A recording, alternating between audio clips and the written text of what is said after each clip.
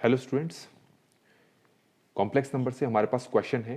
If A z1 and B z2 are two points in the Argand plane such that z1 square plus z2 square plus z1 z2 equal to 0, then triangle O A B is. चार options हमें यहाँ पर दे रखे हैं, जिसमें एक इक्विलर triangle के बारे में कहा है, एक isosceles triangle with angle pi by 2, isosceles triangle with angle 2 pi by 3, isosceles triangle with angle pi by 4। ये फोर ऑप्शंस हमें यहाँ पर चेक करने की कौन सा ऑप्शन यहाँ पर करेक्ट है।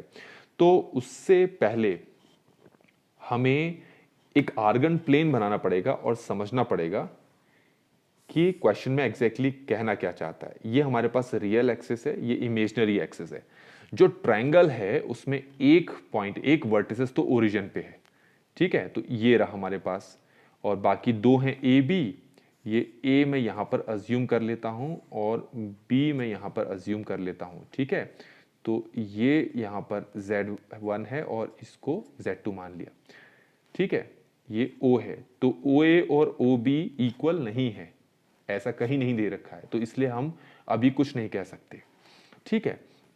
तो बेसिकली अगर हमें किसी तरह पता लग जाए कि हमारे पास ये एंगल कितना है, तो हमें अपने आंसर को ढूंढने में बहुत आसानी होगी, ठीक है। पर ये हम फाइंड कैसे करेंगे? देखोगे कि इस क्वेश्चन में हमें सिर्फ एक ही कंडीशन दे रखी है, ये ठीक हो गया। मतलब इसी कंडीशन की मदद से हमें ये चीज फाइंड करनी है। अगर हम किसी तरह इसको फैक्टराइज कर पाए तो हमारे लिए चीजें आसान हो जाएंगी। अब इसको फैक्टराइज कैसे करेंगे? इसको फैक्टराइज करने के लिए आपको x square plus x plus one equal to 0, इसको फैक्टराइज करना आना चाहिए। अगर आपको इसको आता है तो फिर आपका काम आसान हो जाएगा।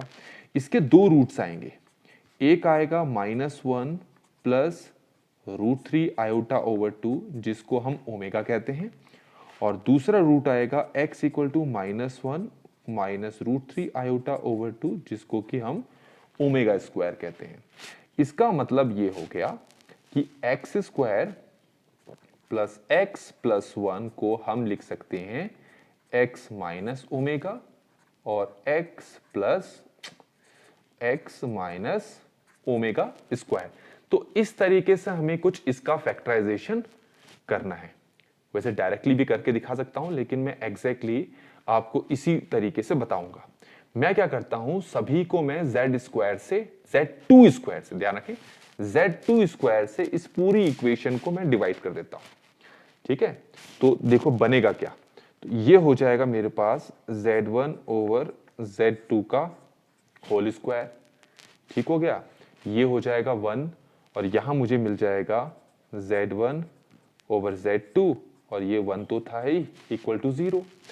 अगर मैं z1 ओवर z2 की जगह x मान लूं तो ये हो जाएगा x square plus x plus 1, जिसका रूट मैंने आपको यहां पर निकाल के दिखा रखा है। तो इसका रूट अगर ऐसा आ रहा है तो इसका रूट भी कुछ कुछ ऐसा ही आएगा। तो वो आएगा हमारे पास, x की जगह हम क्या रखेंगे, z1 ओवर z2, ठीक हो गया, माइनस ओमेगा, और ये हो जाएगा z1 over z2 minus omega square, ठीक हो गया। अब वापस इसको रीअरेंज कर लेते हैं, सभी को z2 स्क्वायर से मल्टीप्लाई करेंगे, तो ये हो जाएगा z1 स्क्वायर, ये हो जाएगा z1 z2, ये हो जाएगा z2 स्क्वायर। इसको भी जब z2 स्क्वायर से करेंगे तो मुझे मिलेगा z1 माइनस ओमेगा z2 और z1 minus omega square z2। ये चीज आपको वैसे तो डायरेक्टली याद रखनी चाहिए पहले से, ठीक है, लेकिन मैं डायरेक्टली अगर ये लिखता तो आपको पता नहीं चलता ये चीज आई कैसे। यहां तक आपको समझ में आ गया होगा। अब क्योंकि ये पूरा इक्वेशन जो है 0 के इक्वल है, इसका मतलब ये भी 0 के इक्वल है, तो अगर इसको मैं 0 के इक्वल रखूं तो मुझे z1 मिल जाएगा, z1 माइनस ओमेगा z2 0 के इक्वल, और z1 minus omega square z2 0 के इक्वल। यहां से z1 की वैल्यू आ जाएगी ओमेगा z2 और यहां से z1 आ जाएगा ओमेगा स्क्वायर z2। ये समझ में आ गया होगा आपको। अब हमारे पास जो अगला स्टेप है वो क्या है? अगला स्टेप ये है कि क्योंकि हमारे पास z1 मिल चुका है और ये हमारे पास यहाँ पर z2 मिल चुका है, तो अगर मैं इस डायग्राम को फिर से बनाऊं, जरा ये देखें आप, मैं इस डायग्राम को फिर से बनाऊं तो मैंने यहां पर आपको ए दिखाया था जिसका नाम था Z1, पर Z1 इन दोनों कंडीशन के लिए मैं चेक करके दिखाऊंगा। Z1 किसके बराबर है? ओमेगा Z2 के। किसके? ओमेगा Z2 के। और दूसरा है B जो पहले से Z2 था, ये ट्रायंगल था ना। अब ये देखो, ये जो OA वेक्टर है अगर इसका मॉड निकालोगे और जो OB वेक्टर है इसका मॉड निकालोगे, दोनों एक दूसरे के बराबर आएंगे। ठीक है, क्यों आएंगे? क्योंकि जो OA वेक्टर है वो है ओमेगा Z2 और इसका मॉड निकालोगे तो ओमेगा का मॉड होता है 1 और मॉड ऑफ Z2 को हम एज इट इज लिख देंगे। इसी तरीके से ये भी, इसका भी मॉड निकालोगे तो ये आएगा मॉड ऑफ Z2। तो हमें तो ये पता लग गया कि ये साइड और ये साइड क्या है? इक्वल है। ये चीज हमारी कंफर्म हो चुकी है। तो अगर ये दोनों साइड्स इक्वल हैं तो इसका मतलब है कि आइसोसेलेस ट्रायंगल ये हो सकता है, पर ये इक्विलैटरल भी हो सकता है। श्योर करने के लिए हम किसी तरह अगर ये एंगल फाइंड कर दे तो हमारा काम आसान हो जाएगा, जो कि बहुत ही इजी है। कैसे इजी है जरा ये गौर से देखें आप। क्योंकि ये दोनों लेंथ्स इक्वल हैं तो अकॉर्डिंग टू कोनीज मेथड, ठीक है, जब कोई वेक्टर सम एंगल पे रोटेट हो जाता है इन क्लॉकवाइज और इन एंटी क्लॉकवाइज सेंस, अभी तक के लिए हमने किसके लिए ले रखा है? क्लॉकवाइज, सॉरी अभी हमने कैसे ले रखा है? Anti clockwise.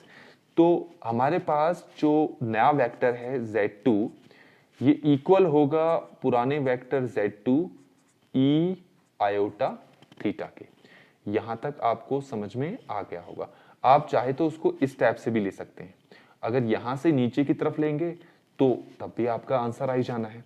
अब जरा गौर से देखें, ये Z2 कैंसिल हो गए, E को यहां लेके आओगे तो हो जाएगा E की power minus iota theta equal to omega. ठीक हो गया। अब जो ओमेगा होता है इसकी जगह हम लिख सकते हैं E आयोटा 2 पाई बाय 3। ठीक है, ओमेगा क्या होता है? E iota 2 pi by 3। Compare करेंगे तो थीटा हमारे पास होता है 2 पाई बाय 3। ध्यान रखना, ओमेगा जो होता है E आयोटा 2 पाई बाय 3 होता है और जो ओमेगा स्क्वायर होता है वो होता है E आयोटा 4 पाई बाय 3। तो थीटा हमारे पास कितना आ गया? 2 पाई बाय 3, मतलब माइनस में, मतलब ये वाला जो एंगल है हमारे पास कितने आ गया? 120 डिग्री आ गया। ठीक हो गया, 120 डिग्री आ गया। इसका मतलब है कि यहां पर जो ऑप्शन है इसमें सी ऑप्शन जो है, ए ऑप्शन तो हो नहीं सकता क्यों? एंगल हमारे पास कितना आ गया है? 2 पाई बाय 3 आ गया है ना। इसका मतलब हमारे पास जो सी ऑप्शन है वो यहां पर पॉसिबल हो सकता है। पर अभी भी एक कंफ्यूजन है कि अगर हम Z1 equal to omega square Z2 के लिए करें तो क्या तब भी हमारे पास कंडीशन ऐसी आएगी? तो हम कहेंगे हाँ तब भी ऐसी आएगी। देखो कैसे, जरा सिर्फ एक ही चीज का अंतर है, आपके पास ये जो ओमेगा था इसकी जगह ओमेगा स्क्वायर आ जाएगा और यहाँ E आयोटा 4 पाई बाय 3 आ जाएगा और थीटा की वैल्यू हमारे पास 4 पाई बाय 3 आ जाएगी। तो इससे हमें पता लग जाएगा कि इक्विलैटरल तो हो नहीं सकता और theta equal to 4 pi by 3 के लिए हमारे पास यहाँ पर कोई ऑप्शन नहीं दे रखा और 4 पाई बाय 3 के लिए ऑप्शन दे नहीं रखा है, तो फिर ये हम चेक करेंगे ही नहीं वैसे। तो theta equal to 2 pi by 3 के लिए हमारा आंसर यहाँ पर मैच कर रहा है, तो C option is the correct option हो गया। तो बच्चों ये सोल्यूशन हमने यहाँ पर कंप्लीट कर लिया है। अगर सोल्यूशन समझ में आया तो वीडियो को लाइक जरूर करें। Thank you so much.